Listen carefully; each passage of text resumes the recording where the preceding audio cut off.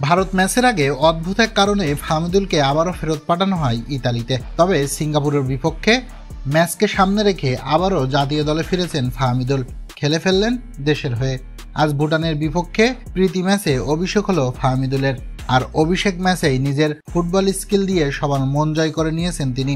গতি, ক্ষিপ্রতা, passing, attacking সবকিছুই ছিল দুর্দান্ত। ভুটানের বিপক্ষে ফাহমিদুল যেন বোঝালেন এটা তো সবে মাত্র শুরু, আরো ঝলক আসতে চলেছে সামনে। এই ভিডিও ক্লিপটাই প্রমাণ করে দেয় ফাহমিদুল কি ধরনের খেলোয়াড়, সত্যি দুর্দান্ত। ফাহমিদুল উইং থেকে গতি আর টিক্সের ঝলক দেখিয়েছেন, আর শুরুতেই গোল করে বাংলাদেশকে আনন্দে মাতিয়ে তোলেন হামজা চৌধুরী। জামালের কর্নার থেকে দারুণ হেড, হামজার গোল, উল্লাসে ফেটে পড়ে ঢাকা স্টেডিয়ামের গ্যালারি। এ যেন গণজোয়ার, নতুন রূপে ফিরেছে দেশের ফুটবল।